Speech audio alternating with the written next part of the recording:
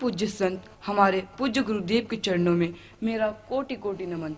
और यहाँ उपस्थित सभी भक्तों को साधुवाद कि वे पूज्य बापू जी के सत्संग अमृत वर्षा का लाभ उठा रहे हैं। ब्रह्मचर्य और गुरु भक्ति और सेवा ईश्वर प्राप्ति के सुगम मार्ग हैं। इनके बिना हम ईश्वर प्राप्ति नहीं कर सकते।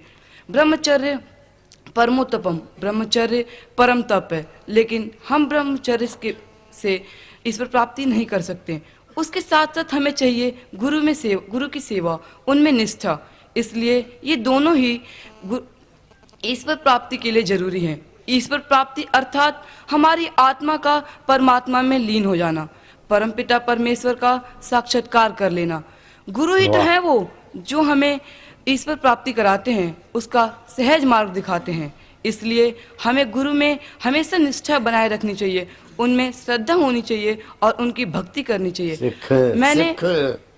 मैंने पूज्य बापू जी के श्रीमुख से सुना था श्री सांदीपनी जी के बारे में, जिनके बारे में मैं आपको बताना चाहता हूँ। जब उनके गुरुदेव का अंत समय निकट आया, तब उन्होंने अपने सभी शिष्यों को अपने पास बुलाया और उनसे कहने लगे कि शिष्यों, तुम्हें जो वस्तु चाहिए आके मुझसे ले लो।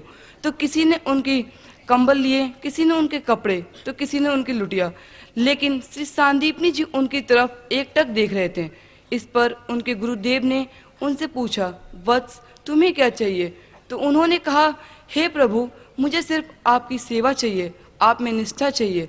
और इस पर उनके गुरुदेव उन पर प्रसन्न हुए और उनसे कहने लगे, तुम तो मेरे शिष्य हो, लेकिन परमपिता परमेश्वर श्री कृष्ण जब अवतार लेंगे तो वह तुम्हारे शिष्य होंगे।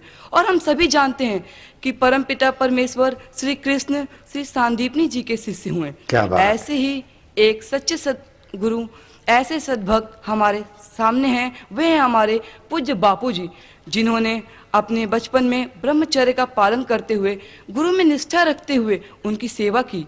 जब वे आश्रम में सेवा करते थे तो कभी कभार उनके हाथ और पैर छिल जाते थे, खून भी बहता था, लेकिन वो ये बात किसी को नहीं बताते थे, क्योंकि उन्हें डर था कि अगर ये बात किसी को पता चल गई तो पूज्य दादा गुरु उनकी सेवा वापस ले लेंगे और वे सेवा से वंचित रह जाएंगे, गुरु प्रसाद से वंचित रह जाएंगे। इसलिए वे ये बात किसी को नहीं बताते थे। परम पूज्य बापू जी अपने गुरु कृपा को पचाने में समर्थ हैं, जिसका परिणाम आज हम सभी देख रहे हैं। उनके सत्संग अमृत वर्षा का लाभ उठा रहे हैं। इसलिए हमें अपने गुरु में दृढ़ श्रद्धा रखनी चाहिए, उनमें अपना निष्ठा रखनी चाहिए और हमेशा गुरु सेवा में तत्पर रहना चाहिए। लेकिन इसके साथ साथ हमें ब्रह्मचर्य का पालन भी करना चाहिए। क्या बात, क्योंकि बहुत बढ़िया। क्योंकि ब्रह्मचर्य के बिना और गुरु की सेवा के बिना हम ईश्वर प्राप्ति नहीं कर सकते। और हमारा जन्म जिस लिए हुआ है, जिस लक्ष्य के लिए हुआ है, यानी ईश्वर प्राप्ति का, उस ईश्वर प्राप्ति को हम प्राप्त कर सके। क्योंकि बापू जी हमें बहुत ही सरल मार्ग दिखाते हैं जिससे हम ईश्वर प्राप्ति कर सकते हैं। इसलिए हमें उनके वचनों को मानना चाहिए, उनके अनुसार चलना चाहिए। अंत में पूज्य बापू जी के चरणों में मेरा कोटि कोटि नमन और आप सभी को हरिओम।